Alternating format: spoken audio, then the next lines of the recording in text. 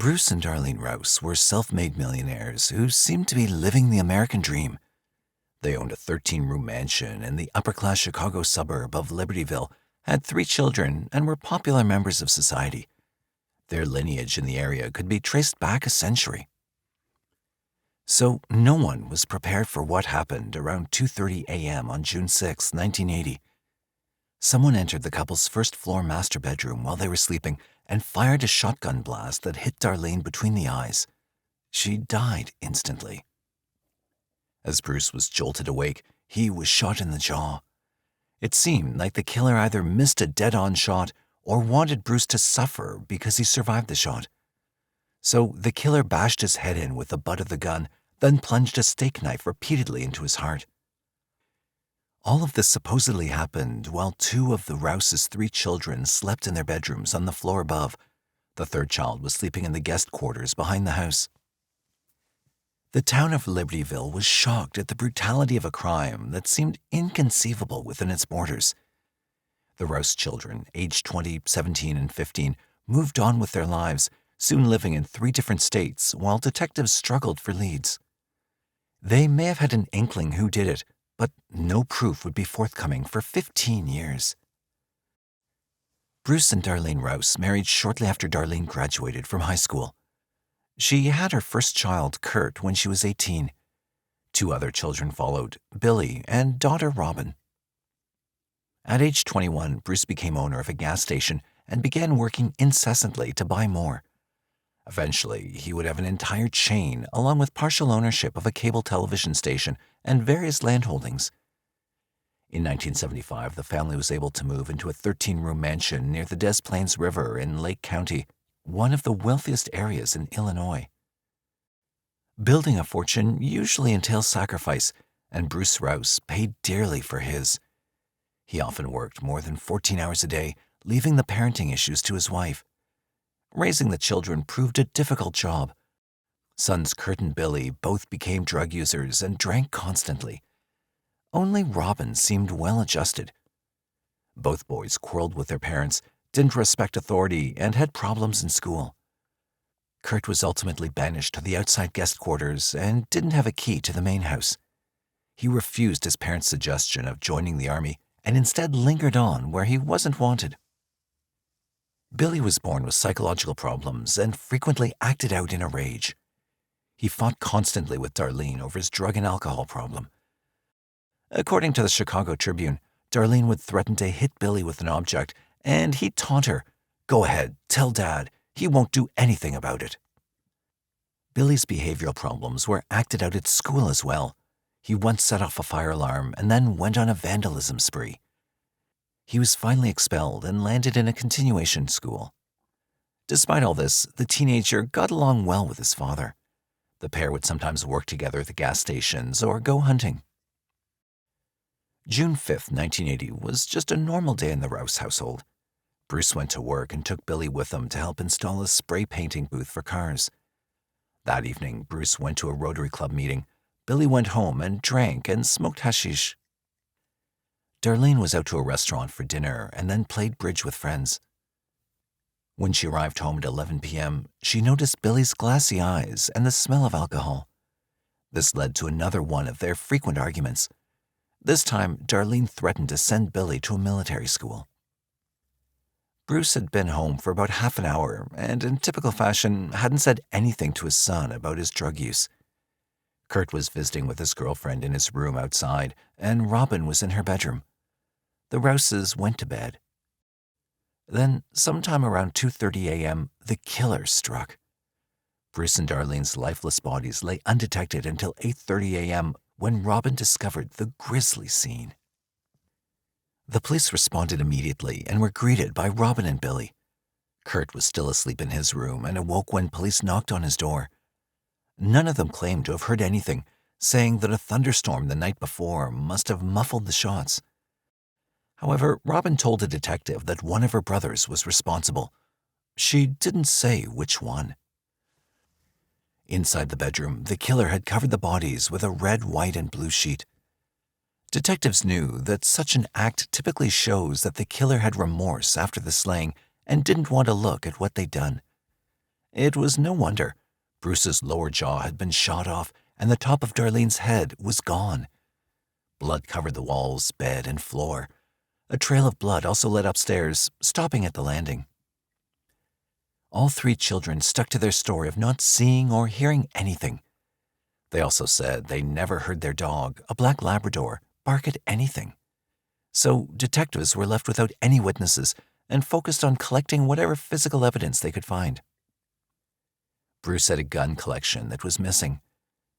The shotgun that killed the Rouses wasn't located either, nor was the knife used to stab Bruce. Nothing else inside the house appeared to be amiss. Robbery didn't appear to be the motive for the killings. No one had broken into the house, and it wasn't ransacked. The Rouses were wearing expensive jewelry, and Bruce had $300 in his wallet on the nightstand. But outside, detectives found something interesting.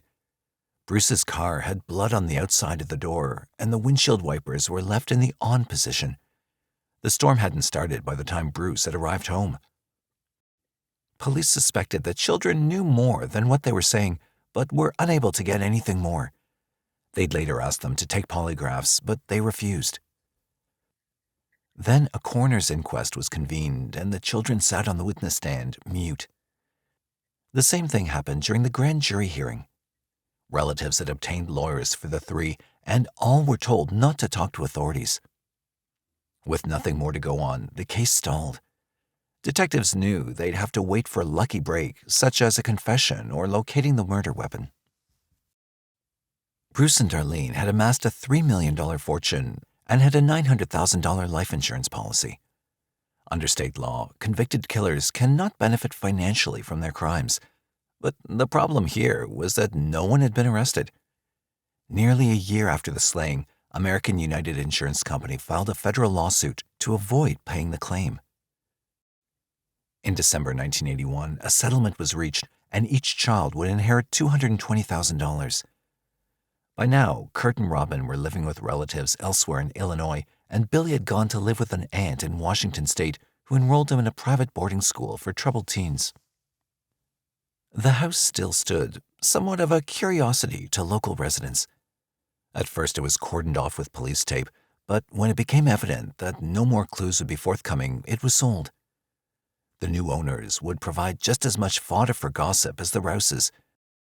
The house was bought by agents of the Chicago mob, which opened a gambling casino on the site, complete with 2 cocktail lounges and valet parking. The gambling operation featured rigged blackjack and craps tables, creating quite a lucrative business for the mob bosses. Then in May 1982, bookmaker Robert Plummer was strangled and beaten to death on a stairway inside the house for working with a rival organization, according to the Chicago Daily Herald. His body was found a week later in the trunk of his car, parked at a Holiday Inn hotel. Mob figures Rocco Ernest Infelice and Salvatore De Laurentiis, who ran the casino, were later charged with the murder. They were acquitted, but convicted of racketeering. The Rouse house now had a new nickname, Murder Mansion. Meanwhile, Kurt Rouse moved to Northern California where he got married, and Billy landed in Key West, Florida. Robin died in a 1983 car crash in Wisconsin when she slammed into a utility pole. By all accounts, the brothers rarely spoke to each other. Even with the new start, Billy, who sometimes went by the name William, just couldn't stay out of trouble. On February 27, 1985, he was convicted of battery for stabbing a man in the abdomen during a chess game. He claimed it was self-defense, but was sentenced to 60 days in jail and placed on probation. Rouse admitted he'd been drinking beer and smoking marijuana before the incident happened. In fact, Billy still had quite a drinking problem. After his release from jail, he met Frances Moat at a boarding house and got married. Billy still had a sizable amount of money left from his parents' life insurance policy, so he paid $100,000 cash for a 1-bedroom house. He spent another $75,000 in improvements, such as extra bedrooms, a bigger living room, and a jacuzzi, according to the Chicago Sun-Times. The couple had a son, Billy Jr., but it didn't equate to lasting happiness. Billy's excess drinking made him violent, and he never had a steady job. One night he threatened Frances with a gun. The couple separated and eventually divorced, selling the house at a loss. Frances went on to marry someone else, and Billy moved into a ramshackle barge anchored off Key West, home to several of his drinking buddies and distinguished by the skull and crossbones flag it flew. Billy continued to fritter away his fortune on alcohol and drugs. Over the next decade, he'd amass a lengthy rap sheet for mostly petty crimes. He lived a seedy existence with no real job or place to call home. The millionaire's son had sunk nearly to the lowest rung of society. For 15 years, the Rouse case continued to gnaw on detectives, especially Lake County Sheriff Sergeant Chuck Fagan. He was one of the original detectives on the case and always considered Billy a suspect. He told the Chicago Tribune in 1995 that he'd been carrying Billy's picture in his wallet for the past 15 years. Fagan and his partner, Mike Blazinczyk, were part of a cold case team, and they decided to take another look at the Rouse murder. There was little doubt in my mind who did it, Blazinczyk told the Tribune in 1995. They tracked Billy to Key West and called the police there, asking to be notified if he were to be arrested again. The detectives wouldn't have to wait long. 3 months later, the phone rang. It was Key West police calling to say Billy had been arrested in connection with 2 bank robberies. Fagan and Blazinczyk flew to Florida, intending on talking to Billy on videotape. He would oblige them. Billy greeted the detectives with, "I expected you guys a long time ago," according to the Tribune. Billy told them he thought of his parents' murder every day, saying, "I think I really might have done it." Fagan and Blazinczyk were surprised. They couldn't believe their luck. The only other person who would have been able to crack the case was Robin, and she was dead. Billy was their only shot, short of finding the murder weapon with his prints on it. Now he was ready to tell them what happened and also agreed to undergo hypnosis and take a polygraph test. As a child, Billy Rouse felt like a failure and a loser. He was continually chastised by his mother and felt like he couldn't do anything right. The wayward youth was a time bomb waiting to go off. The final straw was the argument with his mother when she threatened to send him to military school. Billy felt he couldn't take it anymore, he told investigators. He ate some psychedelic mushrooms and went to the recreation room, angry and feeling he had to get rid of his mother. He envisioned stabbing her to death, but wanted something more instantaneous. Instead, he grabbed one of Bruce's shotguns from the rec room and walked towards his parents' bedroom. He paused outside for about 10 minutes, thinking about what he was about to do. Billy entered the room and shot his mother at close range. He didn't intend to kill his father, but when Bruce woke up, Billy felt that he had to die as well. When the first shotgun blast didn't kill Bruce, Billy said he couldn't bear the sight of him writhing in pain, so he was bludgeoned with the butt of the gun. That didn't seem to work either, so Billy grabbed a knife out of the kitchen and stabbed him 6 times in the heart, according to the confession as reported in the Tribune. Afterwards, Billy went into shock, thinking, "Why'd I do this, man? Why'd I do this?" He grabbed the rest of his father's guns along with the knife and jumped into his father's car. He drove onto a bridge over the Des Plaines River and threw the items into the water. His brother and sister had nothing to do with the killings, Billy said. Faced with a more serious case than bank robbery, Key West authorities agreed to drop their charges and allow Billy to be extradited to Illinois. He arrived back home on October 14, 1995, a day after his confession. He was immediately charged with double murder, but because he'd been 15 years old at the time, prosecutors had to file the case in juvenile court. The next week, he went before a judge with his attorney from the public defender's office.